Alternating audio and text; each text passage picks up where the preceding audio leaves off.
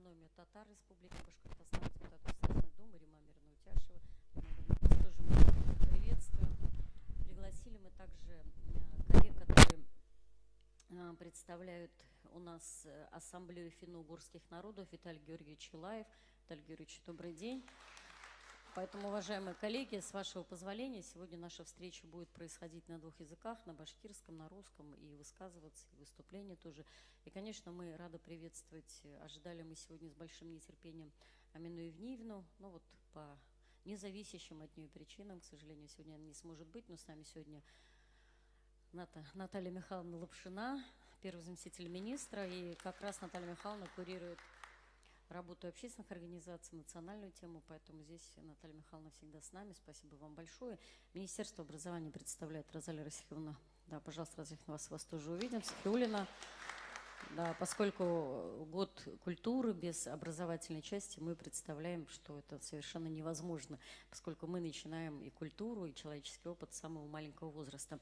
Ну и, уважаемые коллеги, сегодня у нас ключевые вопросы на нашем обсуждении, что есть культура, что мы связываем с этим понятием, как мы себе представляем образ культурного человека, с чем мы двигаемся. И, конечно, обращаясь ко всем, уважаемые коллеги, вот всем, кто в этом зале, хочется, чтобы вот в той презентации, которую сегодня мои коллеги представят, каждый увидел что-то свое, каждый увидел то мероприятие, в котором готов участвовать, или дополнил и сказал, что вот нам кажется, что не хватает еще каких-то ключевых позиций. Поэтому позвольте начать нашу работу с приветствия Азата Шамилевича Бадранова, вице-премьер Республики Башкортостан, курирующий как раз и вопросы и образования, и культуры, и в целом весь этот блок. Азат Шамилевич, наверное, чтобы все вас видели, как удобнее или с места. Да, приглашаем вас, пожалуйста, Азат Шамилевич Бадранов.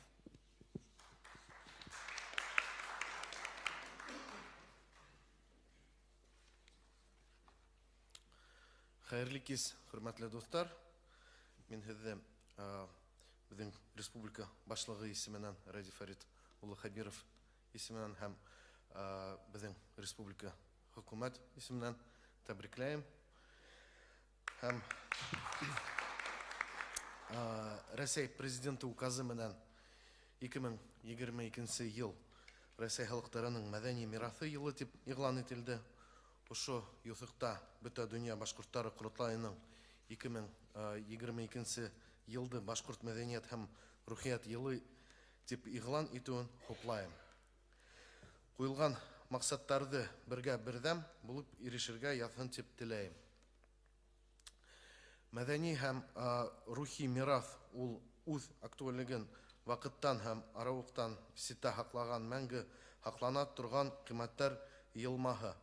Ата-бабаларыбыҙҙан беҙгә күскән төп байлыҡтарыбыҙҙың береһе. Был мираҫ үҙендә тотош халыҡтың тарихын, уның өсөн әһәмиәтле ваҡиғаларҙы, кешеләрҙең кәйефен һәм юлларын, заман һулышын һаҡлай. Кеше үткәндәргә мөрәжәғәт итеп, рухи байлыҡҡа ия булаһым киләсәккә ышаныслы атлай. Дорогие друзья, еще раз приветствую всех вас от имени главы Республики Башкортостан Ради Фаритовича Хабирова, от имени правительства республики и от себя лично. Очень считаю, что очень положительная и конструктивная практика у нас складывается в работе Всемирного Курултая Башкир. Это у нас уже такой третий год в таком новом формате, когда объявляется тема года, то ли будет язык, история. Вот этот год нашей культуры посвящен культуре. Поэтому при этом, что нас, как правительство, радует, безусловно, что работа не останавливается на объявлении, на декларации, но и Курултай Башкир практически как правительственное учреждение формирует план работы, стараются его достигать целевых значений и выполнять все заявленные мероприятия. Это, конечно же, подстегивает и нас к более лучшей работе. Отрадно, что на сегодняшнем заседании Всемирного Курултая Башкир присутствуют и представители национально-культурной автономии татар, соборы русских, Министерство культуры, финно-угорские народы. Я считаю, что это отражает в целом не только межнациональный баланс и стабильность республики, но и во многом отражает и башкирскую культуру, которая веками складывалась в условиях дружбы народов, в условиях окружения как славянских, так и финно-угорских народов, других тюркоязычных народов. В этой связи, безусловно, интересно очень сегодня посмотреть презентацию, поучаствовать в ее обсуждении, дискуссии. Я полагаю, что несмотря на то, что сегодняшнее мероприятие заявлено как презентация, она все-таки предполагает дискуссию и возможные корректировки в мероприятиях. Поэтому, уважаемые друзья, всем в добрый путь. Очень рад, что мы этот год начинаем так позитивно. Спасибо большое. Спасибо большое, Азат Шамилевич. Хедгадур Рахмет, Гельбеддин Минен. Уже по-русски скажу, Азат Шамилевич, я вас благодарю от имени Всемирного Курултая Башкирии, наверное, от имени коллег, которые представляют общественные организации, потому что действительно удалось нам за эти годы перезагрузить работу общественных организаций. Поэтому спасибо вам большое, лично вам. И поскольку было приветствие от главы Республики Башкортостан, конечно, Ради Фаридович, вот и личным примером, и, наверное, личными такой вовлеченностью и в работу общественных организаций сегодня вот нас мотивирует работать так, чтобы и было интересно в этой работе, и, главное, содержательно. И наша действительно общая повестка – это и мир, и такая консолидирующая история в целом в стране. Спасибо вам большое. Ну и, коллеги, я, Марат Сахач, вас хотела отдельно представить. Я не забыла о вас, Марат Сахач Газизов, это заместитель руководителя агентства по печати и СМИ, тоже наш очень большой партнер. И, конечно, о чем Азат Шамилевич говорил, что мы так активно работаем, конечно, без такого большого сотрудничества с нашими средствами массовой информации это сделать невозможно. Поэтому спасибо большое агентству. И мы буквально вот перед началом с Марат Сахачем обсуждали медиа ЕЕН. Я думаю, что вот в сегодняшней презентации, может быть, эту позицию сейчас прокручиваю, сижу, если, возвращаясь к посылу Азата Шамилевича, может быть, что-то там дополнить, тоже Марат Сахач вот с позиции агентства тоже может быть что дополнить. И, конечно, отдельно я хотела бы, уважаемые коллеги, поприветствовать Лейлу Загировну Исмагил. Лейла Загировна, спасибо большое, что вы сегодня с нами. Да? Спасибо. И Лейла Загировна, сегодня вот в вашем лице я хочу еще раз поблагодарить и наш союз композиторов. И сегодня, уважаемые коллеги, у нас уникальный вечер. Я немного сразу скажу о программе. Сразу по завершению вот нашего обсуждения, такие вот, надеюсь, вдохновленные, мы пойдем на концерт симфонического оркестра. Сегодня совершенно уникальный вечер. Будут как раз произведения Загира Исмагилова «Бессмертные», и будет возможность вот приобщиться к башкирской такой классической музыке. Поэтому у нас такой вечер предстоит очень интересный. Ну и еще раз возвращаясь к программе, у вас у всех есть на руках программа сегодняшней вот презентации. И на обороте вы видите QR-коды. Мы не стали печатать документы, мы их вам в электронном виде направляли. По этим QR-кодам есть два документа. Один из них – это методические рекомендации по реализации. И, собственно, сама сегодняшняя презентация. Можно по QR-коду пройти, ознакомиться, ну или сейчас, или на досуге. Ну что, уважаемые коллеги, мы начинаем. И, шутя мы между собой, я уж раскрою секрет за кулиси, да, мы называем это шоу Юсуповых. Так случилось, что сегодня презентация у нас состоит из двух выступлений. Оба выступления докладчики Юсуповы. Для тех, кто не в курсе, они не братья. Не братья? Нет, не братья, да, однофамильцы. И мы решили начать все-таки нашу презентацию, может быть, эту дискуссию, вообще задаться вопросом, а что мы вкладываем в понятие культура, кто башкиры в культуре, как мы себе представляем наш образ будущего. И, конечно, концептуально мы эту историю разрабатывали совместно с нашими коллегами из общественных организаций, из союзов, внутри Всемирного Курултая Башкир мы отправляли на рассмотрение. То есть это такая, большая была работа предварительная. И вот такая квинтэссенция выступления Булата Тимирбаевича Юсупова. Он является заместителем председателя комиссии по культуре и средствам массовой информации в Всемирном Курултае Башкир. Но широкой публике он известен как кинорежиссер, как человек, который, в общем-то, всегда очень креативно ко всему подходит. Булат Тимирбаевич, вот начинаем. Давайте вот с такой концептуальной идеологической части. Булат Тимирбаевич Юсупов, мәдәният турагында, мәгънә турагында, фәлсәфи Тышиныстар турагында рахмет. Хаумагыт, хайырлы күн. Добрый день, уважаемые Зашамилевич, уважаемая Эльвира Ринатовна, уважаемый президиум, уважаемые гости. И, безусловно, я очень рад, что мы наши идеи, наши мысли сейчас будем транслировать, да, пытаться найти людей, которые нам будут помогать. То есть презентация – это не то, что мы хотим похвастаться, презентация – это то, что мы хотим, чтобы в наш проект как можно больше людей приняло участие. И мы хотим сделать так, чтобы действительно культура стала проводником человеческих ценностей, о чем говорила Эльвира Ринатовна. Но перед этим я хотел бы сказать, конечно, был великолепный год культуры. 2021 год, если можно следующий слайд, был очень важен для нашего народа, в том числе потому, что мы действительно заглядывали в нашу историю, говорили о наших именах и где-то спорили о нашей истории. Но мы в какой-то степени говорили о прошлом. И если говорить, история – это наука, то эта наука занимается настоящим, то, что происходит, то, что мы зафиксировали. И вот наука – это то, что можно обсуждать, то, что произошло в реальности.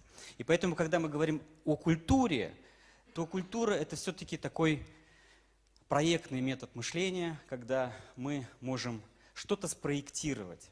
Потому что культура – это то, что не как происходит, а как должно быть. Пожалуйста, следующий слайд.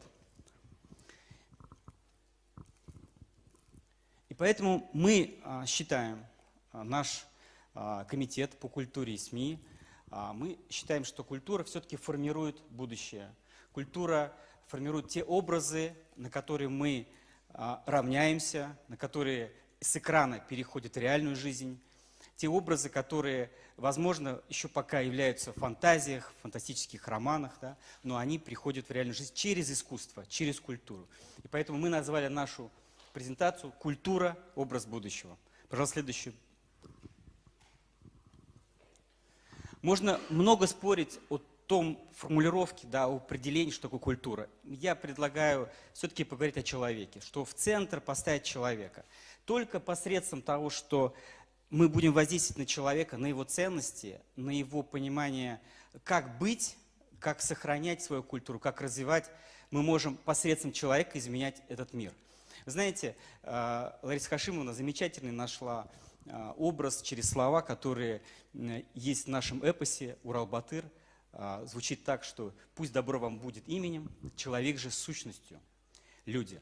И мне кажется, это принципиальная концепция, которую мы как среди культуры должны все-таки учитывать. Человеческие чувства, человеческие качества. Человек в основе культуры. Поэтому вся программа сегодня мы будем стараться сделать так, чтобы образ человека в нашей культуре был очень важным. Следующий слайд. И, конечно же, мы много спорили в Всемирном Курултае башкир. Кто такой башкир? В общественном сознании, вообще в культурологическом смысле. И все-таки мы хотим сделать так, чтобы башкир был созидатель. То есть мы хотим сделать новую концепцию человека, который что-то делает, что-то создает, творит, создает новые фильмы, семьи, предприятия, придумывает компьютеры, создает новые идеи. И если мы сможем запустить такую интересную, через творчество, через культуру, такой образ, то, мне кажется, это будет создаст определенное созидательное направление, ну, вообще в понимании нашего народа. Потому что действительно наш народ очень созидателен. И тут можно перечислять очень много ценностей, которые общечеловеческие. Я думаю, что с этими ценностями никто не спорит. И я думаю, что они будут в основе вот нашей всей программы. Следующий слайд.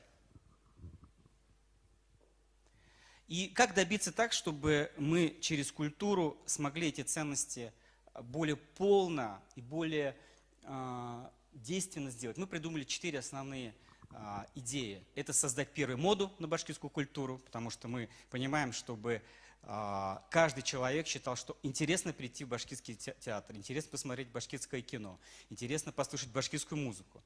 Это поговорить о кадровом резерве культуры, потому что сегодня формируется то, что будет завтра, и очень важно, кто придет на смену, в том числе нам, условия для развития культуры. Все эти формулировки будут в дальнейших слайдах, мы будем расшифровывать. И популяризация, и демонстрация. Пожалуйста, следующий слайд. И мы назвали 4 программы и предлагаем механизм этих программ. Первое – это доступная культура, программа массовой популяризации национальной культуры в республике. То есть очень важно, чтобы как можно больше людей пришло в культуру, как можно больше людей снимали фильмы, как можно больше людей играли, в том числе и в театральных кружках, рисовали, танцевали, писали книги, участвовали в сотворчестве с профессиональным сообществом. Чтобы культура была доступная, чтобы не надо было условно очень много. То есть культура не должна быть монополией на творчество. И это создаст определенное вливание, в том числе в культурные проекты, в том числе, которые реализуются. И мы, делая свои фильмы, в том числе мы делаем так, чтобы как можно больше участвовало людей в формировании наших проектов. Второе – это кадры. О чем я сказал раньше, это создание профессионального кадрового резерва. И для того, чтобы эти кадры были профессиональны, могли качественно производить продукцию. Третье – это профессионал, создание условий для культурных проектов профессиональных, потому что, конечно, мы не должны забывать, что должны быть качественные фильмы, качественные спектакли, качественные оперы, качественные постановки, чтобы с этими картинами, с этим материалом выходить на, в том числе, общероссийские пространства. И, конечно же, очень важно сделать показ, потому что у нас очень много материалов, фильмов, очень много спектаклей, которые хранятся в архивах, которые нужно показывать в разных формах, в разных условиях, через интернет, через различные формы демонстрации. Мне кажется, показ – это один из тоже важных элементов, чтобы люди в публичных мероприятиях как можно старались больше воспринимать культуру, не только, конечно, не только культуру в республике, нашу культуру, но культуру других стран, других народов, и это тоже принципиально важно. Следующий слайд.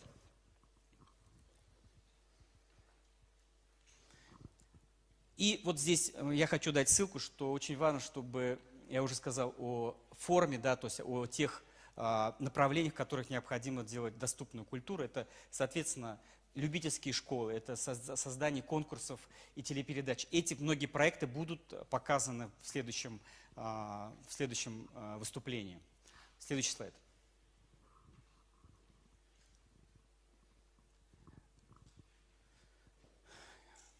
Организация, вот тоже кадровые вопросы, это тоже очень важный момент, потому что, еще раз повторяюсь, потому что везде нужны профессионалы на всех уровнях. Следующий слайд.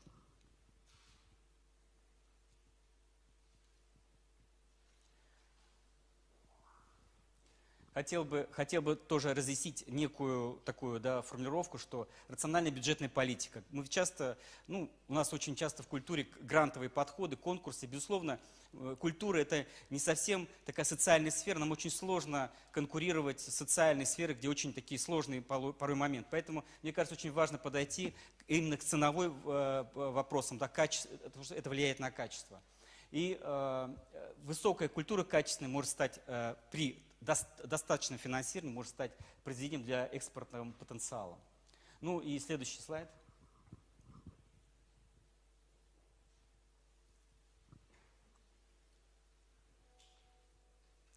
Я хотел бы тоже обратить, что вот именно 4-й слайд, потому что нужна некая база национальной культуры, чтобы можно было в короткие сроки, да, то есть быть доступным разные формы, разные архивы, чтобы были доступны для того, чтобы мы могли слушать и транслировать свою культуру через какие-то определенные инструменты, интернет-инструменты.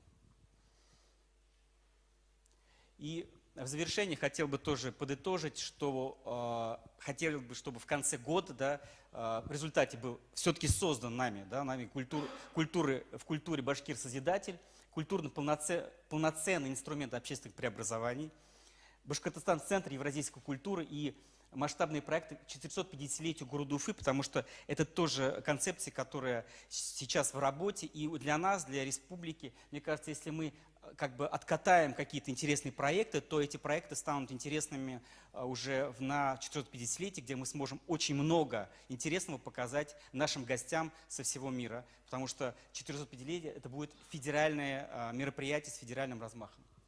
Следующий слайд. Ну и я бы хотел бы сделать по скрипту и опять помечтать. То есть мы считаем, что если наши интересные проекты будут качественные, на них будет интересное внимание со стороны общественности, то это очень интересная модель можно будет показывать во многих регионах России. Понимаете, что такое, вот мы спорим обычно, что такое лидер, да, что такое лидер республика, да. Конечно, это то, что является примером. Если мы покажем интересные результаты нашей деятельности, интересные проекты в результате этих программ, то это будет примером на то, что равняться. Понимаете, лидерство – это не то, что какие-то спортивные показатели. Лидерство – это то, что является образцом. И мы можем попытаться в культуре сделать такие проекты, которые станут образцом высокой культуры, хорошего, высокого качества и развития, в том числе культуры в регионах, которые можно потом демонстрировать и внедрять в разных регионах нашей страны. Ну и последний, завершающий, самый глобальный слайд – это то, что если мы действительно запустим этот проект, то, конечно же, в сам проект «Культура. Образ будущего» мы сможем сделать такие интересные образцы культуры, с которыми выходить на международные контакты. Потому что выходить надо с конкретными интересными результатами, чтобы обмениваться с другим миром, да? Общаться с другим миром и создавать новый образ России. Я думаю, что это тоже возможно, если у нас будет то, что будет ценно для других. И поэтому, мне кажется, если Башкортостан сегодня регион, который очень талантливыми людьми, с уникальной историей, с уникальными возможностями, мне кажется, что наша республика может стать таким интересным драйвером в этом направлении. И я уверен, что наш потенциал культуры, умение взаимодействовать друг с другом, добрососедство. И почему очень важно, что это заявляется как для башкир, потому что мы, как коренной народ, мы обязаны создавать некие модели очень добрососедского, да, совместного труда, совместного творчества. И мне кажется, эта модель очень сегодня актуальна, в том числе для нашей страны. Я очень благодарен за ваше внимание к этой презентации. Я надеюсь, что на все вопросы, которые будут у вас возникать в контексте сегодняшнего мероприятия, я отвечу после выступления Юлдашу Мухаммадовичу Юсупову. Огромное вам спасибо. Передаю микрофон Юлдашу Мухаммадовичу Юсупову. Спасибо.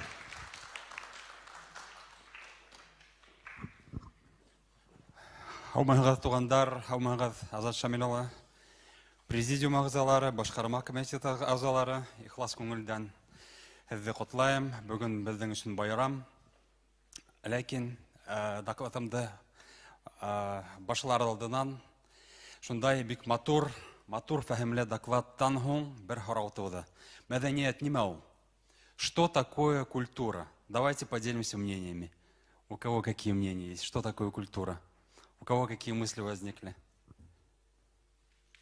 Азат Шамилович, что такое культура?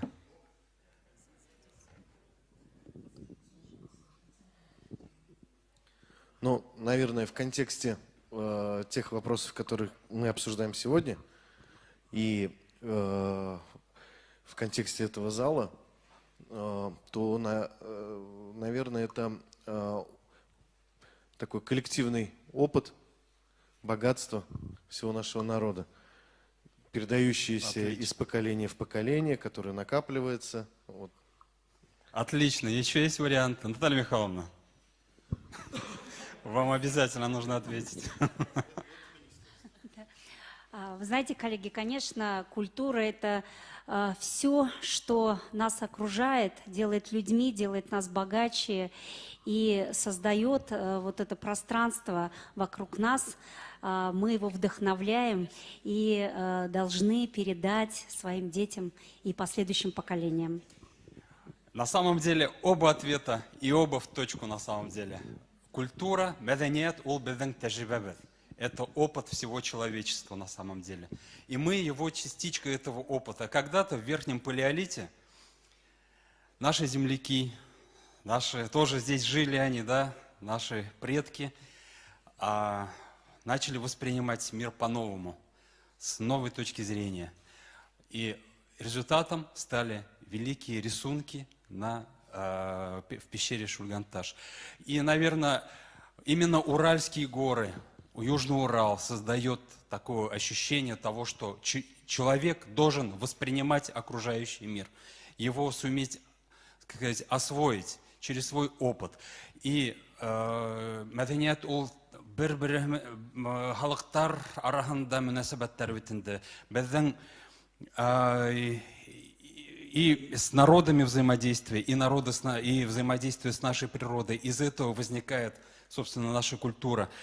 И на 5-м Всемирном Курултае Башкир Радий Фаритович обозначил основные принципы, новые принципы восприятия башкирской культуры и башкирской идентичности. Я бы выделил несколько императивов. Первое – это жить в Республике Башкортостан, это его любить, работать во благо республики и чувствовать. Именно чувства и эмоции – это те самые императивы, которые отражает наша культура. И поэтому, если в прошлый год, как Булат Тимирбаевич сказал, это наука, это рациональное осмысление, то в этом году мы научимся чувствовать. Мы должны научиться чувствовать. Но для нас, мы в любом случае, любое дело мы должны начинать с науки. Поскольку наука – это наш фундамент. Следующий слайд. И непосредственно, наверное, перейдем к нашим мероприятиям. Если вы видели, наверное, много вопросов возникало вокруг нашего логотипа. Вы видите значки у многих на груди. Это логотип означает дерево, мировое древо. Мировое древо – это достаточно широкое понятие у башкир. В эпосе Урал-Батыр он тоже имеет хорошее отражение. И, конечно же, девиз эпоса Урал-Батыр, самые, наверное, ключевые слова, которые подходят для всех исторических эпох, для людей любых категорий. Да будет имя вам добро, да будет сутью человечность. Дорогие друзья, следующий слайд. Ну и, конечно же, непосредственно к мероприятиям. Мы не можем не начать с нашей науки. И здесь подразумеваются те мероприятия, которые значительно должны повлиять на наше культурное развитие. В первую очередь я бы здесь выделил первые тасимовские чтения и очередная научная сессия по этногенезу башкир. Нам необходимо осмысление нашего исторического наследия. Все же башкирский шлем лагеревского кургана, который вы видите на экране, и традиции наших рудознатцев – это все наша культура. Ключевое место занимает содействие в развитии лингвистической платформы «Лингвадок». Эта платформа уникальна тем, что к ее развитию может подключиться любой житель, который хранит уникальные образцы фольклора и народного говора. Летом у нас был хороший опыт взаимодействия с научными учреждениями, с Министерством образования и науки. Поэтому этот же опыт, этот процесс сбора информации мы, безусловно, продолжим. Поскольку тема эпоса Урал-Батыр для нас имеет особое значение, мы активно начинаем работу по освоению башкирского эпического наследия. Мы должны формировать не только культуру исполнения, но и культуру восприятия эпического наследия. Я надеюсь, нам помогут опытные специалисты проводить мастер-классы, поскольку и не только для детей и подростков, но и для их родителей. Ведь именно родители формируют общение, образ семьи, общение в семье. Ввести ценности нашего эпического наследия в семейное воспитание – наша важная задача. В начале лета особое внимание будет уделено народному празднику Сабантуй. В прошлом году со стороны администрации главы Республики Башкортостан были приняты рекомендации по проведению Сабантуя в новом формате. В этом году перед нами стоит задача его реализовать в определенных районах. В прошлом году мы также успешно начали проект по башкирским играм. В рамках башкирского многоборья Бәйге мы осватили совершенно новую для Курултая аудиторию – атлетов-силовиков. Главным принципом было то, что каждая команда символически представляла отдельный башкирский род. Отрадно, что Бәйге собрала при этом атлетов разных национальностей. Считаем, что именно подобные мероприятия позволяют пропагандировать башкирскую культуру и историю. Сейчас мы разработали положение по проведению зональных и финального этапов. сегодня уже активно используются те или иные дисциплины бәйге в конкурсе трезвого села. И, конечно же, надеемся, что бәйге станет неотъемлемой частью наших сабантуев. Как известно, культура может выражаться в разных видах искусства. И дальше мы пойдем конкретно по видам искусства. Там, где мы можем сказать свое определенное слово. Ведь и наша задача в данном случае наладить взаимодействие между профессионалами и любителями, во-первых, а во-вторых, наладить взаимодействие между профессионалами разных видов искусства, между художниками и писателями, между писателями и хореографами. То есть, и мы уже 30 декабря 2021 года уже провели подобный круглый стол, и мы считаем жизненно необходимо для дальнейшего развития национального искусства продолжать эти круглые столы. И Курултай в этом случае готов выступить основной площадкой и модератором. Следующий слайд. Да? Поэзия и проза.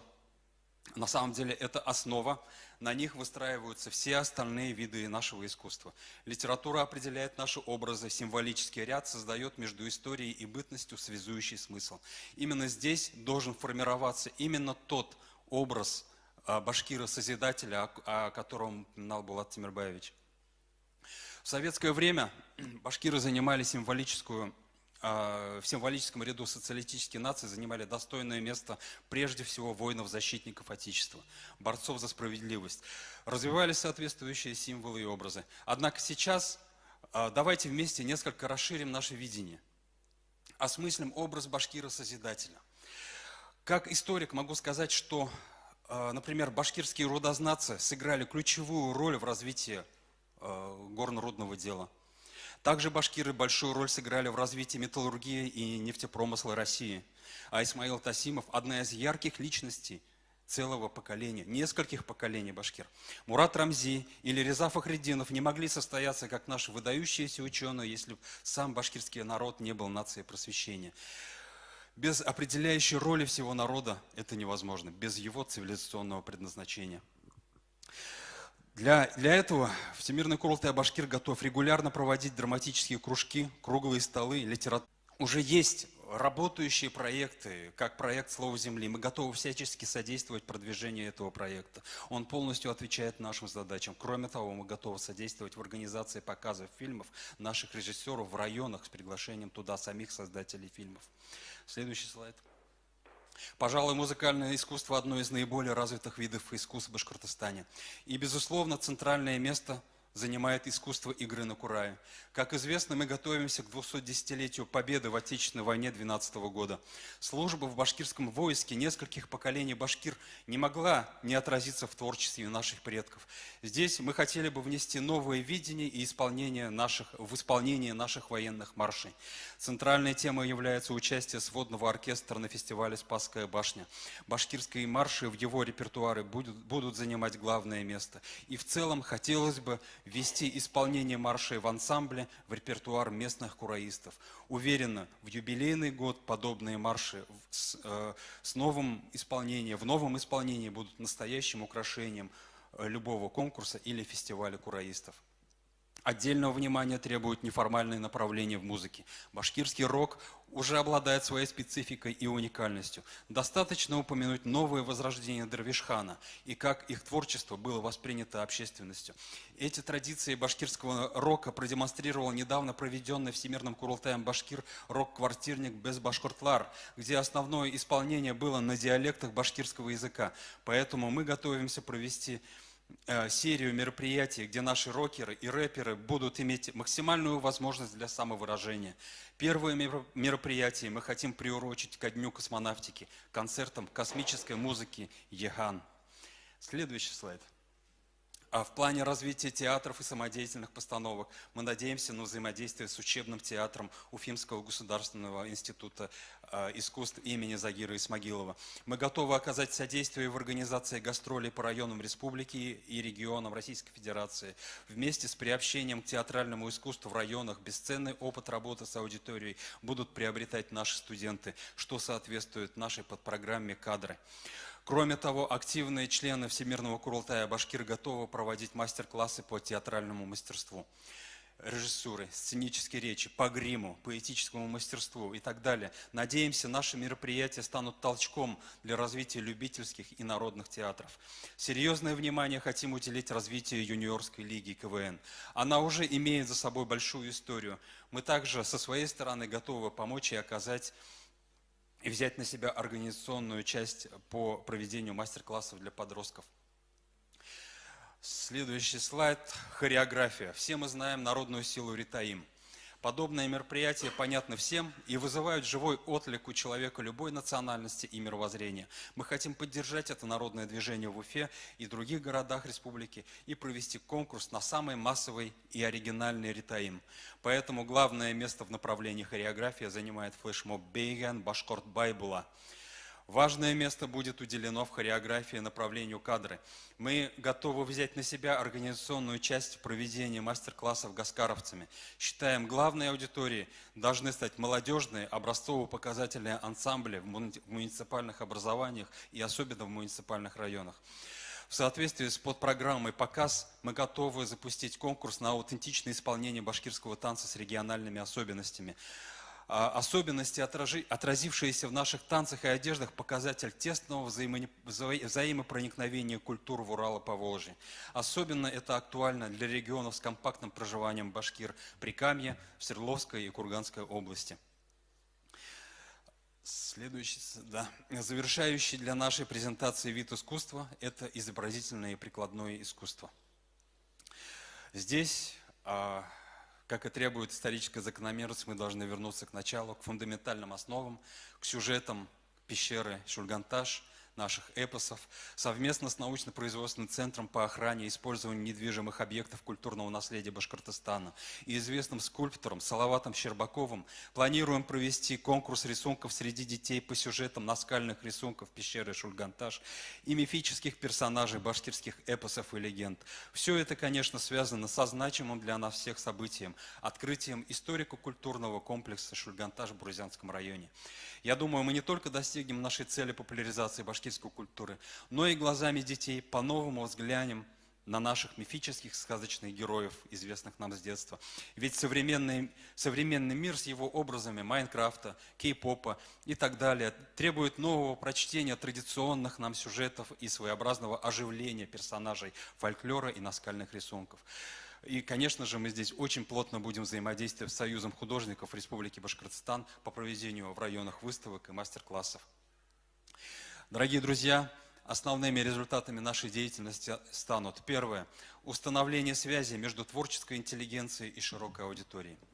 Второе – увеличение доли задействованных в созидании доли людей, задействованных в созидании башкирской культуры. И третье – повышение престижа башкирской культуры и башкирской идентичности. На этом позвольте закончить свою презентацию.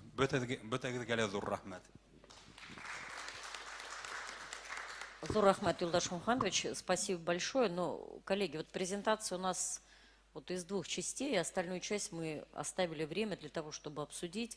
Есть у нас коллеги, которые подготовились, есть, думаю, коллеги, которые из зала готовы свое мнение сказать. Ну и поскольку у нас это год культурного наследия и на федеральном уровне, на региональном, Наталья Михайловна, без Министерства культуры, конечно, реализовать, да, ни одно мероприятие невозможно. Хотелось бы вашу, как бы, оценку прогнозную, да, что Министерство культуры увидело в этих мероприятиях.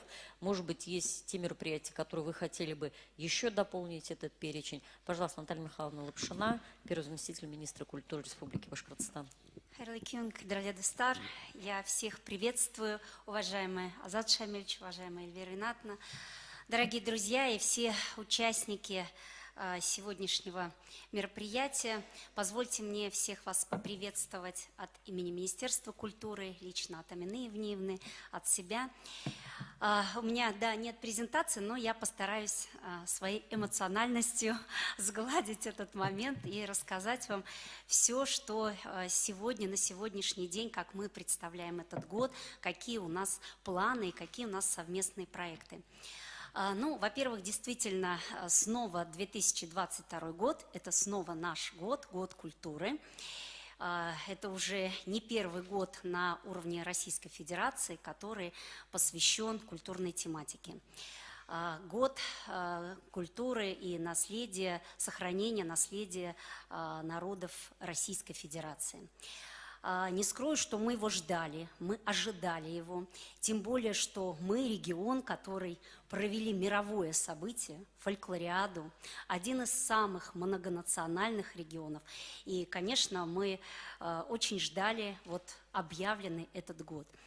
В 2022 году, ну, действительно, вот это название, оно вмещает в себя основную миссию вообще культуры, это сохранение национальной культуры, это сохранение передачи духовных ценностей.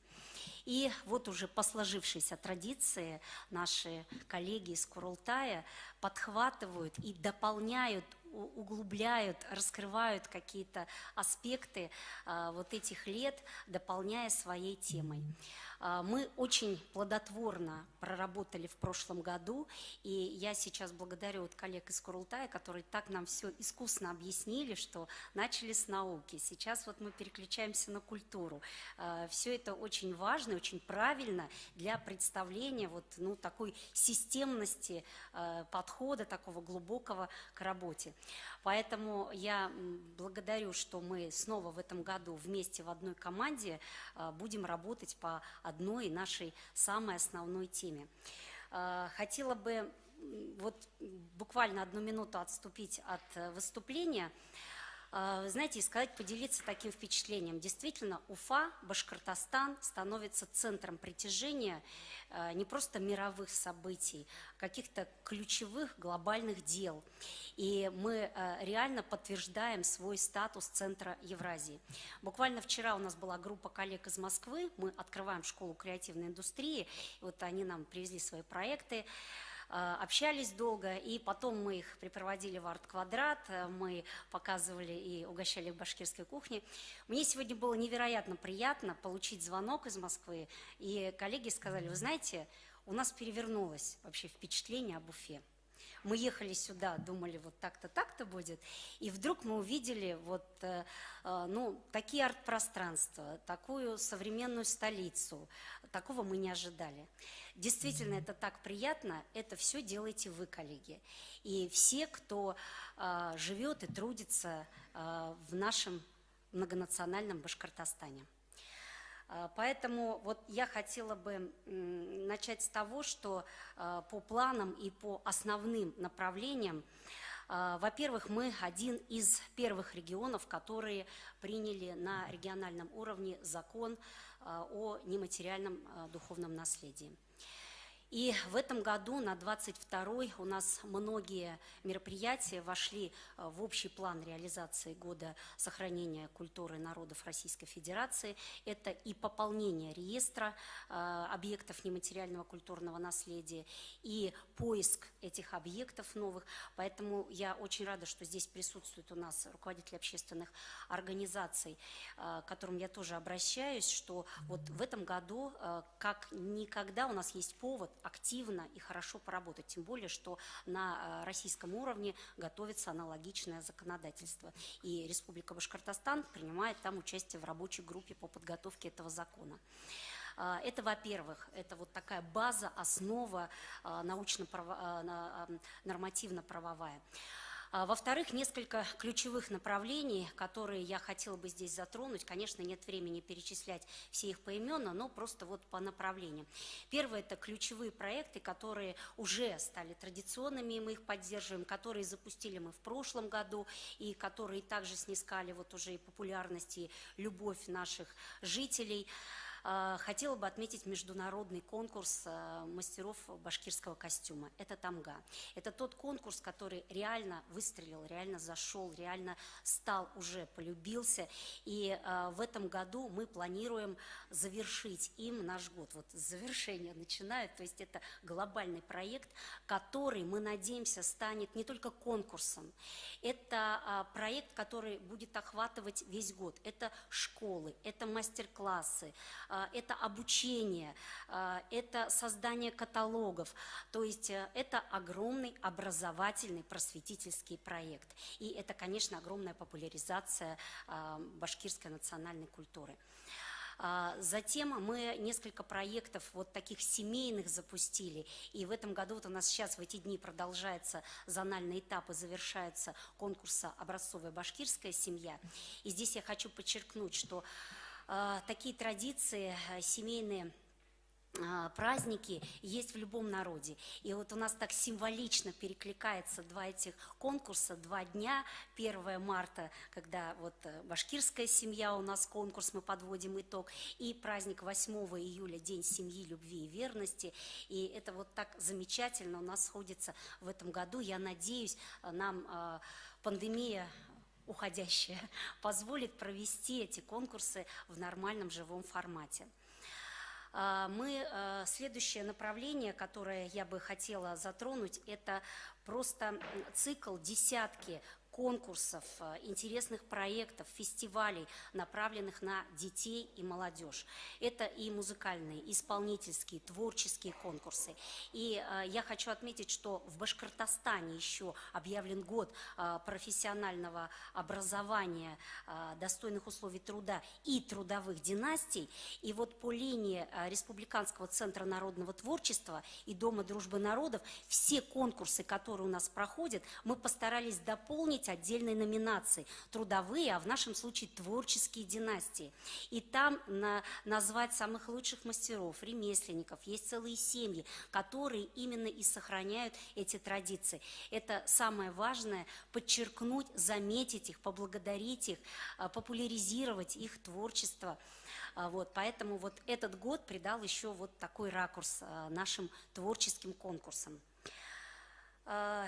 Следующее направление, которое я тоже не могу не сказать, это патриотическое воспитание. Мы все знаем, что вот уже скоро преобразится наша Советская площадь, и это будет главной такой площадью республики. С памятником нашему генералу Шаймуратову мы готовим большой проект, который объединит и будет служить патриотическому воспитанию. И вот участие в этом году нашей команды на Спасской башне, я думаю, этому положит начало. Следующий проект – это новые премьеры, новые постановки. Тут уже много говорилось о кино, и я с большим уважением к нашим режиссерам, вот в лице сегодня Булат здесь присутствует, мы ждем в этом году премьеры анимационного полнометражного фильма «Северные Амуры», мы ждем премьеры «Дневник поэта» и еще целый цикл документальных короткометражных фильмов, который готовит наша киностудия. Следующее направление – это возрождение традиций. В этом году Республиканский центр народного творчества у нас запланировал международный турнир Мерген-Уксы. Вот на ступень выше мы становимся и уже несколько лет занимаемся вот этим направлением. И я хотела бы подчеркнуть, что вообще вот в нескольких районах это направление очень сильно развивается, и всех поблагодарить энтузиастов, вот, тех людей, которые поддерживают и вносят свой вклад. Следующее направление – это, я не могу не сказать, что все-таки духовное не может быть без материального. У нас огромные планы в рамках нацпроекта, и ремонт, обновление, модернизация наших сельских клубов, домов культуры, детских школ искусств, библиотек, создание новых креативных пространств. Это тоже очень важно. И все то, что мы делаем на селе, служит как раз тому, чтобы люди, те, которые сохраняют там национальную народную культуру, были в нормальных условиях, то есть в любом случае мы подкрепляем их материально-техническую базу, а значит создаем условия для того, чтобы десятки, сотни наших творческих национальных народных коллективов на местах могли заниматься творчеством и могли сохранять эту культуру. Это тоже очень немаловажный момент. И я хотела бы сказать отдельное направление, это такое движение в регионы у нас идет уже который год через наши башкирские историко-культурные центры, которые мы создали в 6 регионах, есть они у нас и в республике, и там несколько проектов, я хотела бы, вот один проект, который мы лелеяли, так сказать, уже долгое время, наконец-то он воплотится. Мы хотели бы такой для детей наших земляков, те, которые проживают у нас в других регионах, сделать интересный проект с приглашением их в Уфу, в Башкортостан, на родину их предков. Это невероятно глубокий проект, когда вот мы будем работать с детьми, приглашать их, делать конкурсы и рассказывать им об Уфе и о нашей замечательной земле. Ну и, конечно же, мы надеемся в этом году, что нам позволит ситуация провести полномасштабные и сабантуи в регионах, и дни башкирской культуры и просвещения в регионах. Мы все это, конечно, запланировали и надеемся, что в этом году все состоится. Ну, а теперь в завершение я хотела бы сказать, что открытие нашего года мы запланировали на 21 февраля. Это Международный день родных языков. И мы тоже здесь вот продумали, чтобы начало года, оно символизировало вот и начало культурного воплощения. То есть мы обратимся 21 февраля к эпосам, к самому началу, к тем культурным формам, которые создал человек самыми первыми. И вот самые древние эпосы народов, которые проживают в Башкортостане, мы представим на выставке в Национальном музее. Эта выставка будет работать, я вас всех приглашаю после ее открытия ее посетить. 21 февраля состоится открытие и года, и выставки. Поэтому вот такой у нас насыщенный год получается. Я хотела бы в завершении всех поблагодарить за сотрудничество, потому что мы все одной большой командой работаем. Я еще раз подчеркиваю, что очень приятно, что мы сегодня все вместе, и общественные организации, представляющие другие народы, и все вместе, я думаю, что мы этот год проведем очень плодотворно и эффективно. Спасибо за сотрудничество еще раз. Спасибо.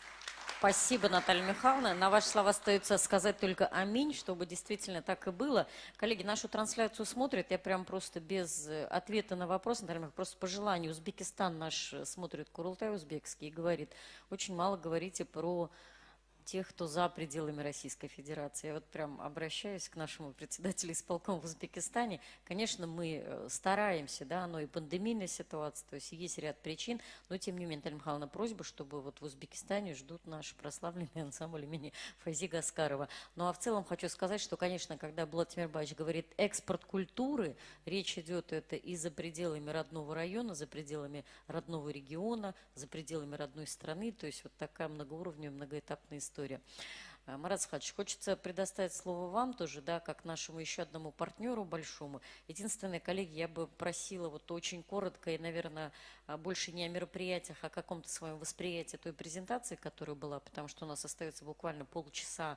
Вот мы планировали трансляцию до 6:30, сейчас время 6. Вот просто по таймингу ориентирую. Марат Сахадович Газизов, заместитель руководителя агентства печати и СМИ. Очень успешно, я считаю, мы провели вместе с Азат Шамилевичем, с участием Радия Фаридовича Хабирова, наш медиа-ЕЕН. И я прям вижу, как у нас вот коллег-журналистов в зале очень много, как все-таки вот сейчас идет такая перезагрузка наших средств массовой информации, в том числе, я считаю, благодаря вот той такой эффективной встрече с главой региона. Марат Сахадович, буквально вот 2-3 минуты, пожалуйста. Милләттәшләр, хезмәттәшләр, дуслар, тугандар.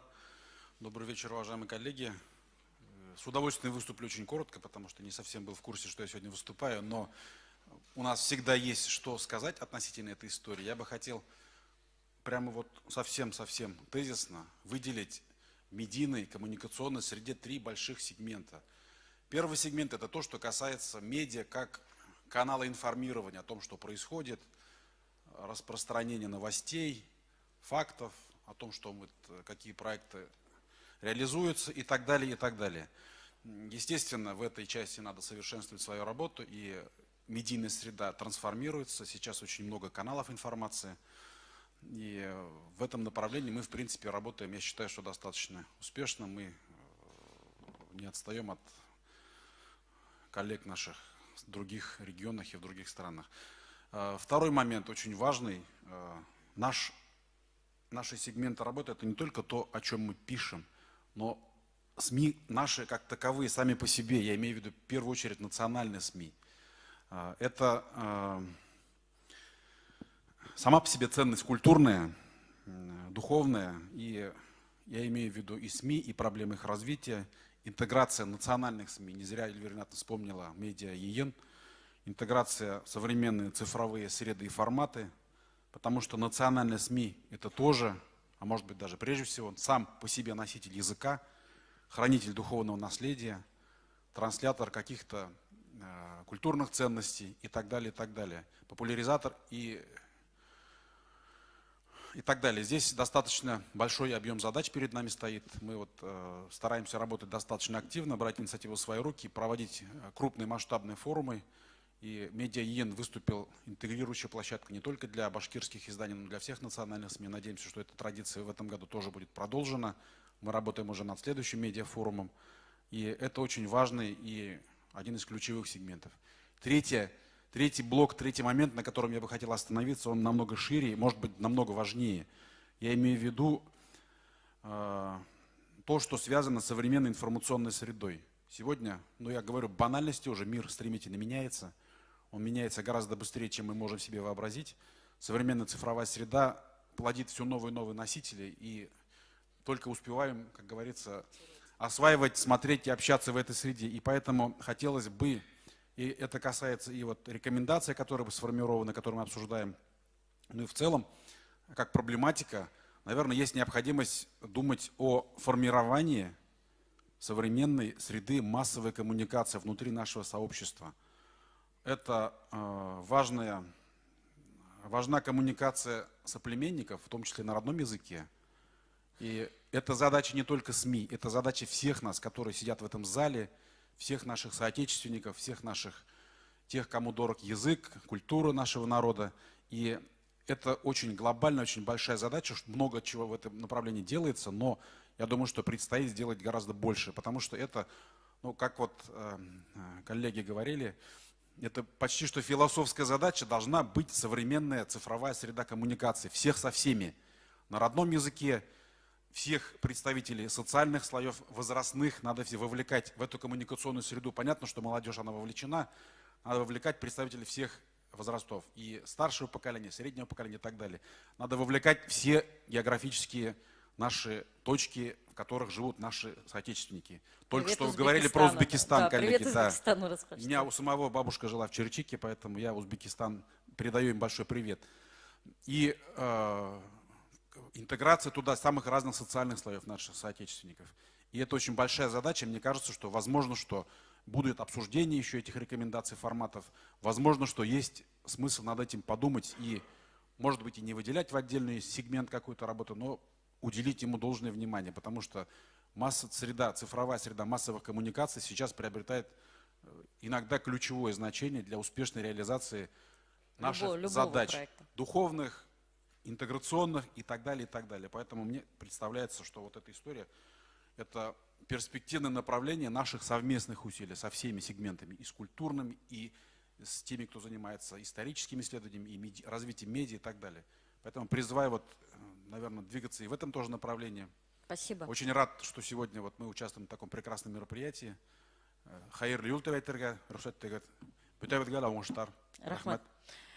Марат Схадж Газизов, да, присаживайтесь, Марат Схадж, пока вы проходите на место, я хочу вспомнить, мы с вами, когда обсуждали перед Медиа ЕЕН форматы, мы, конечно, говорили не только о форме, да, какой он будет Медиа ЕЕН, еще говорили о содержании, то есть об идеологии, и вот то, о чем сегодня говорил и Булат Тимирбаевич, то есть кто он башкир, если башкир созидатель, если мы формируем этот образ и берем его за основу, то, соответственно, первыми, вот здесь большой акцент Юлаш Мадж сделал на писателей, но писатели все-таки, они уже такая тяжелая артиллерия, которая подключается вслед за средствами массовой информации. Но первыми транслировать смыслы, идеи, какую-то перезагрузку общественного сознания, конечно, начинают средства массовой информации. Конечно, здесь очень важно, вот с чем у нас коллеги-журналисты районных, региональных СМИ идут, что называется, в народ. Что они транслируют. И правильно там на слайде было написано, мы сегодня формируем свой завтрашний день за счет вот такого накопительного эффекта, да, каждая статья, там, пусть она электронная, в газете, такая копилка в образы и в дальнейшем. Да, писатели, СМИ, поэтому здесь это такая общая среда.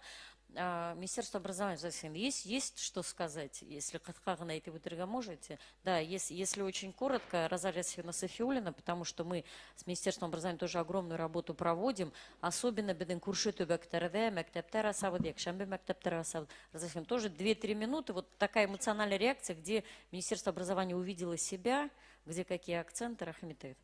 Hayırlı kez, hürmetli Azat Şamiloğlu, Elvir Ринатовна, hürmetli konaklar, milletvekiller, hem vatandaşlar. Добрый вечер, уважаемые гости. По тем рекомендациям, которые вот были предложены нам в проекте, мы тоже все проанализировали, посмотрели. Конечно, Министерство образования и науки всегда и во всем поддерживает, во всех мероприятиях мы вместе работаем с самим Курултаем Башкир и с нашими уважаемыми, конечно, общественными организациями.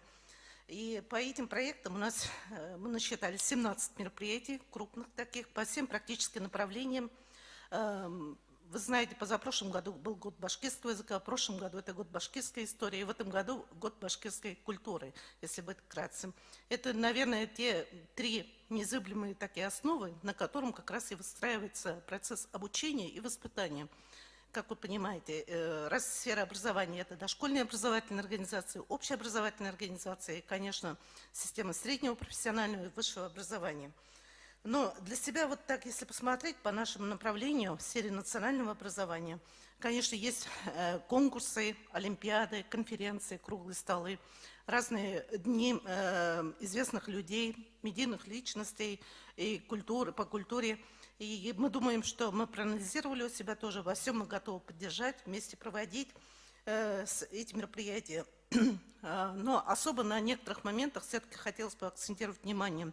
Мы рады были, что в этих проектах, проекте плана нашло отражение, довольно большое отражение, изучение развития эпоса «Урал-Батыр». К вашему сведению, 24 года мы подряд проводим республиканский конкурс юных сказителей, исполнителей эпического сказания «Урал-Батыр». Он проводит, последние 2 года, только учитывая эпидситуацию, проходил в онлайн-формате, но всегда, каждый год мы собираем лучших исполнителей среди детей. Также среди дошкольного звена мы с прошлого года уже практикуем новый формат. Это межрегиональный конкурс тоже юных сказителей. Здравствуй, здравствуй, сказка. Хаума-хаума-ке. Вот эти такие крупные проекты, которые привлекают и семьи, и школы, и руководителей, и педагогов, и самих детей. И в будущем, мы думаем, обязательно это будем продолжать. Но в тех мероприятиях еще хотелось бы внимание, вот, например, уделить предложениях, увидели, наши рекомендации были услышаны, изучению башкирского народного танца в рамках образовательного проекта «Взлетай». Как вы знаете, мы в этом году уже 4-й год подряд по инициативе главы республики проводим форум школьного образования «Взлетай».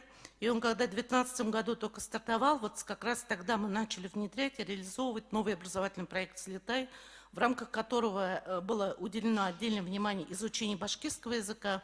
Ну и вот с будущего учебного года будет в рамках модуля «Танцуй», будет внедрен вот как раз башкирский танец. То есть наши дети смогут обучиться элементам азам башкирского танца.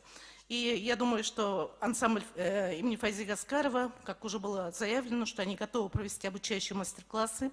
Мы готовы их пригласить в наши национальные гимназии и лицеи. У них, кстати, мы проанализировали сегодняшнему дню, 42 танцевальных ансамбля сегодня есть, 13 ансамблей кураистов есть, ансамбли, и 22 театральных кружка работают. Поэтому я думаю, что с национальных инновационных учреждений и, конечно, с наших полилингвальных общеобразовательных организаций мы будем работать в тесном взаимодействии. Хотелось бы обратить внимание, так как мы сегодня говорим о культуре народов России и Республики Башкортостан, у нас в Республике Башкортостан хорошо работает сеть национальных воскресных школ, в которых предоставлена возможность изучения 9 родных языков, и, конечно, не только языка, и культуры, истории народов, которые проживают с нами в Республике Башкортостан и, конечно, в Российской Федерации. Ну и, конечно, отдельное внимание должно быть уделено, и мы уделяем этому, по работе с детьми с других регионов, где компактно проживает башкирское население. Для них мы готовы в этом году реализовать в рамках государственной программы сохранения и развития государственных языков, языков народов Республики Башкортостан, специальные профильные смены с приглашением их сюда в Уфу, чтобы они обучились не только языку, но и смогли посетить культурные объекты, посетили театры, посмотрели экскурсии. И для них, ну вот такое мы уже делаем. Последний раз, когда вот в этом году пригласили наших детей из других областей на региональную олимпиаду, межрегиональную олимпиаду, они были в восторге. Для них мы организовали специальные экскурсии в Национальный музей. В этой части мы с Министерством культуры хорошо работаем. Я думаю, что в будущем такая возможность тоже должна быть предоставлена. Но вкратце вот так, уважаемые коллеги, Спасибо, разрешите. будем Да. вместе работать. Спасибо. Да, зур рахмат разалеса. Сынлапта бедің мәгариф министрлыгы бик күп эштәр алып бара һәм һеҙҙе хәҙер махсус идара булғас, бедің милли мәгариф буйынса оны бик адымдары күренеп тора һәм әлбиттә бедің республика эсендә генә түгел, бердән күрше төбәктәрдә бик зур ошо 2 елда бик күп эштәр алып барылды. Шуңа һеҙгә зур рәхмәт, бергә ҡулға-ҡул тотоношып эшләбеҙ. И, наверное, вот сегодня мы не упомянули проект «Трезвое село». Я считаю, что это тоже такая история про культуру, потому что презентация наших районов – это все-таки показ каких-то и фольклорных, в том числе, традиций. В этом году мы «Трезвое село» подключаем еще Министерство образования, делаем конкурс видеороликов детских на тему здорового образа жизни. То есть как раз через систему образования, потому что мы считаем, что отношения, в том числе к алкоголю, тоже формируются в таком вот детском возрасте. Ну и, наверное, вот из таких заявленных, да, из тех, кто заявлялся, Лариса Хашимовна, как председатель профильной комиссии, коллеги, хочу сказать, что всегда профильная комиссия Курултая готовит и рекомендации, готовит такой основной посыл, поэтому Лариса Хашимовна, председатель комиссии, тоже, Лариса Хашимовна, если вот у нас останется время еще из зала коллег тоже дать обратную связь. То, о чем не говорили, Лариса Азат Хашимовна. Шамилевич, хайырлы көн, Эльвира Игнатовна, хайырлы көн, милләттәштәр, килгән кунактар. У меня, смотрите, какое большое, огромное было выступление на русском языке. Я постараюсь вкратце уже башкорт тілінде айтырга, но все-таки первые строки я почитаю на русском, потому что, сами поймете. Крошка сын к отцу пришел и спросила кроха, что такое хорошо, а что такое плохо. Вы, наверное, все помните, да, это стихотворение из нашего детства. Это великое произведение Владимира Маяковского, стихотворение, которое начинается с простого вопроса ребенка, заданного отцу. В детском сознании мир четко делится на две части, хорошее и плохое. Для ребенка еще не существует отвлеченных и промежуточных понятий. Мен не үшін шиғырма башлап алып кеттім, сығышымда мен бүгінгі балалардың рухиятына, бүгінгі балалардың рухи тәрбиесіне дур ихтибар бүлерге тиішбіз деген мағананы бұнда мәғлумат сығанақ келген вәкілдер бар. Бұнда мәғариф министрлігі, бұнда мәдәният министрлігі. Һәм біздің өзіміздің эш тәҗрибәһеннән сығып, мәсәлән, біз конкурс үткәргәнек Рәсимә Ураксина исемендәге Акбудат журналында. Һәм күз алдына килтерәгез, 4 яшьлек бала бөек Башкортстаным дип шигырь язып биргән. Буның булуы мөмкин түгел, шулай бит. 4 яшьлек бала әле ул яза ала белмәй, ул бөек Башкортстаным дип шигырь яза. Буның менә мин нимә әйтергә әйтәм? Конкурс вот форматта барды. Вот форматтагы бөтә конкурсларда менә мәгариф министрлыгы вәкилләре белән минең һүдемдә раслар. Безнең конкурста кемдер катнаша балалар дип исәпләнә, ә конкурста катнаша ата-әсәләр, тәрбияселәр, укытучылар һәм улар еңеп сыга. Улар ярыша калын портфолио йылга, соңгы портфолио булмаһа, ин укырга инәлмәһиме, үзенчәлекле бер шундый талаптар бар. Менә минең хатта ошо залда утыручыларга бөтәбезгә лә мөрәҗәгатем. Ошынан нисек котылдырып була ошо отчетностан укытучыларны. Улар бөтенләй баланың күңелен онытты. Бала мәктәптә, без баланы мәктәпкә, бала бит бараның иске дөньяһын, бигрәк тә әдәбият, тел укытучылары, уларның тарих укытучылары рухияты хакында уйланырга тиешне. Ә бүген укытучысы хатта 30 баланың 29-ы ултырга мөмкин, уйнап, телефонда уйнап ултырамы, үзе нимә теләй шуны эшләп ултыра, ул бер баланың шөгыльләнә, шул баланы олимпиадага әзерләй, ул бала еңеп сыга һәм укытучысы шәп укытучысы. Калган 29 бала турасында бер кем дә уйламай. Без бuna ошо хакта ла мәдәният елында уйланырга тиешбез. Чөнки мәдәниятле кеше ул ниндәй кеше? Бuna бая харап бирде. Улдаш Мөхәммәтович, мәдәниятле кеше ул иң беренче сиратта рухи яктан әхлаклы кеше, ул намыслы кеше. Без балаларга аны шуны аңлатырга тиешбез. Мәдәниятле кеше ул намыслы кеше. Ул бер касанда biz балаларга хатта буны аларга ярамай, буны ак, буны кара дип үзебезнең эпостарыбызга таянып өйрәнергә тиеш. Безнең эпосыбызда, ана бөек эпоста безгә Урал батыр иң югары рухиятлы, иң югары мәдәниятле кешенең образын калдырган. Ул Урал батыр һәм һүзен әйтеп калдырган. Яхшылык булган атыгыз, кеше булган затыгыз. Менә безгә хатта әлләнди велосипедтарда уйлап сыгыра кирәкми, бары тик ошлар хакында һөйләргә. Без Шаймуратовка озакламый һәйкәл ясабыз. Шаймуратов турында балалар һөйләй, видео материалдар без һөйләйбез. Әмма шул тема бит балаларга һеңмәй. Ни өчен һеңмәй? Чөнки балалар Шаймуратовның батыр икәнлеген белә, уның батырлыгын аңламай. Чөнки улар Өфене карай да, уларга Өфе гомер буе ошо 9 катлы йорттар, ошо академ театрына утырган һәм улар һугыш турында бөтенләй аңламай. Безгә һугыш турында һөйләй башлаганда, әлеге лә баягы гаилә ярдәмгә килергә тиеш. Гаиләләрдә бит әйтергә тиеш бит. Балакаем, һинең бит улы олатаең, прадедушкамы, ул бит Бөек Ватан һугышында катнашкан. Ошо залда Иманым Камил бер кешеләй юк, бөтен Бөек Ватан һугышы еле кагылмаган. Ошоның аша бына ошо Шаймуратов менән бер гаскәрдә һугышкан. Ошо ватан өчен. Бит ошолар хакында һөйләргә тиеш бит. Бер шулай кызыклы вакыйганы һөйләп китергә теләйм. Бер мәктәптә сорашу булды. Балалардан сорайм. Ребята, вы знаете, у нас памятники Салавату Юлаеву на берегу Белой. Да, кто такой Салават Юлаев? Хоккейная команда, тилер. А почему мы там тогда хоккейную команду назвали Салават Юлаев?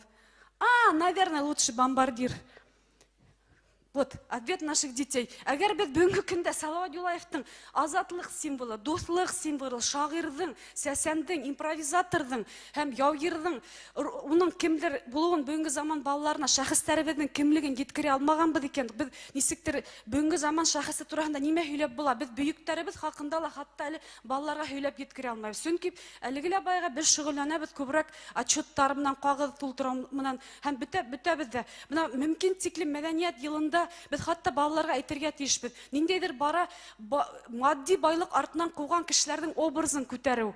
Һәм бөтә WhatsApp-тар тулган, интернет тулган, гаджеттар тулган һәм шул бай кешеләр балаларның аңында шәп кешеләр һымак күренә матди яктан. Без балаларга кешене нимә кеше итә? Кешелек сифаттары, әхлак кеше итә, намус кеше итә кешене. Әлеге баягы Урал батыр эпосында әйткәнсә, утта ла янмас яхшылык, һуда ла батмас яхшылык, яхшылык. Һәм ошо хакта без балаларга һөйләргә тиешбез, һәм улар белергә тиеш. Кеше булыр өчен һин иң беренче яхшылык эшләргә генә тиеш түгелһең. Һин үзең яхшылык булырга тиеш икән. Һәм кеше рухи яктан бай кеше генә, ул бай кеше икәнен без балаларга әле миңа калһа аңлатып биткермәйбез. Һәм мәдәният елының бuna төп сарахы балалар һәм яшьтәр арасында бuna без кесе курултайдар оештырырга йыйнабыз. Бик күп рәсем конкурсы турында Юлдаш Мөхәммәтшин әйтеп китте. Ул бит шул тиклем матур конкурс, балалар белә, улар төшергә ярата аждаһаларны. Мәсәлән, безнең Төнья Көнбайыш башкортлары бар. Улар бит Урал батыр эпосын укып үсмәгән. Улар унда Шүрәлене белә, уларның үзләренең эпостары, үзләренең унда төбәгендәге риваятлары, легендалары. Әйткәндә, менә быел Рами Гариповның туына 90 ел һәм мин рәхмәт әйтәм менә Төнья Көнбайыш башкортларының без башкортлар төркеменә, улар үзләре Рами Гариповты укып үсмәгәс белмәй, әмма балаларына Рами Гариповты белһендәр өчен улар күмәкләп аксайдылар һәм бuna 40 китап йыелды, Сыңрау турына китабы Рами Гариповтың һәм безнең шу Төнья Көнбайыш башкортларының китапханәләренә улар таратыласак. Улар үзләре укымаганга күрә безнең балалар белһен Рами Гариповтың кем икәнен дип. Рами Гарипов ул безнең ул философ, ул реформатор, ул революционер, ул лирик. Рами Гарипов ул башкорт халкының намысы. Уның хакында безнең балаларыбыз шулай ук бuna безнең шигъри конкурслар аша гына түгел, безнең һәр башкорт балаһы, Ер шарының кайһы мишендә яшәгән һәр башкорт балаһы белеп һәм аңлап үсәргә тиеш. Тагыла әйтәһе фикерләр Бик күп теңләргә әйе, бuna кесе курултайдар, безнең гимназиялар аралашу, бернисә гимназиялар һәм без шулай ук бuna һәр министрлыктарга, шулай һәр безнең учреждениеларга нык өмет итәбез. Бuna Алла бирһә, без Данияр Әхмәдиев белән берлектә эшләргә дип торабыз инде борынгы дөя конкурсын. Унда безнең бөтә Россия балаларла мөгаен катнашыр дип һәм ул конкурста Алла бирһә асык конкурс итеп һәм Россия төбәкләрендә яшәгән безнең кескәй башкортларыбыз да, кескәй балалар да катнашып, ул 3 яшь категориясында балалар баксалар арасында буласак 4 класска тиклем һәм тагыла 4 класс. Бuna балаларга катнашын, шигырь конкурсы булһын. Хәзер мин бөтә ердә әйтәм, бернинди ворд конкурсларда кирәкмәй, шигырьме, видео конкурс кирәк. Видео конкурста баланың башкорт телен нисек белүе, башкорт хүс сәнгате нисек асу, үзен актер буларак нисек тоту, милли киеме, унда уның бөтә асылы сагылып тора. Шуга һәм мышкалар, видеолар бөтә шул тиклем популяр, уны балалар үзләре кызыгып карый. Шуга күбрәк игътибар итһә генә. Рәхмәт. Без шундай булабыз, була алмайбыз башка.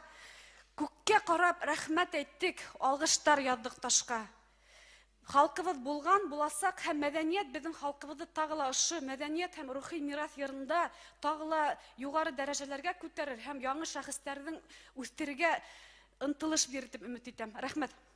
Рәхмәт, Лариса Хашимовна.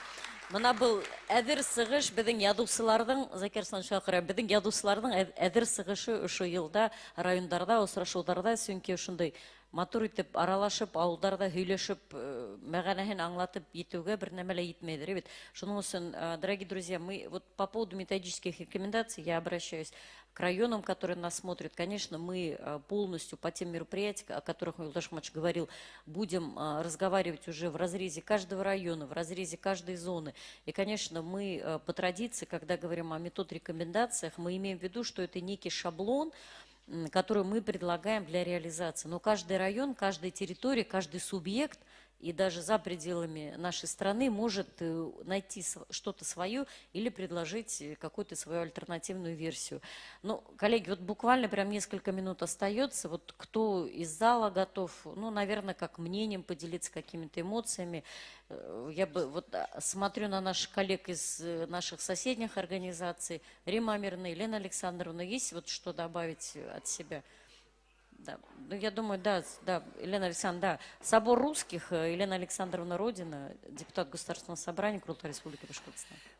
Коллеги, я нового ничего говорить не буду, потому что на эмоциональном подъеме, уважаемые коллеги, значит, просто в восторге. Эльвира Ринатовна, Азат Шамилевич, и еще раз убеждена в том, насколько мы сильны, едины в целях, задачах, в своих вот завтрашнем дне. Да, я хотела бы сказать, что такое хорошо, что такое плохо. Это, наверное, акцент надо было сделать еще в части пересмотреть те формы работы, убрать те, которые устарели, и стартануть новыми. То, что сегодня запрашивает наше общество, запрашивают наши жители Республики Башкортостан. Эльвира Ринатовна, большое спасибо за приглашение. Я почерпнула сегодня очень многое для себя. Самое главное – участие, соучастие, включение в процесс единой государственной политики Российской Федерации, сохранение то, что нам принадлежит, это культура народов. Я, конечно, была третьей, которая бы вопрос, что-то культуру ответила, это солнце. Потому что это то, что нас освещает, что нас греет, что нас вдохновляет. Это лучи, которые нам определяют путь. И в этом солнце есть и вчера, и завтра, и будущее. Так что спасибо вам большое. Интереснейшая форма. Собор русских тоже благодаря поддержке правительства Республики Башкортостан, Ради Фаритовича Хабирова, Министерства культуры. Вот мы запланировали, наверное, скажу об одном из мероприятий с учетом времени «Славяне 21 века» мы провели в прошлом году. Набираем опыта. Сказать, что провели великолепно, не скажу, но то, что старт положен тяжелейшему мероприятию, которое будет проходить и в этом году на набережной города Уфы, его освоить, его заполнить, его насытить краскими, эмоциями, вот, нашими, значит, приглашениями из наших районов Республики Башкортостан, коллективами.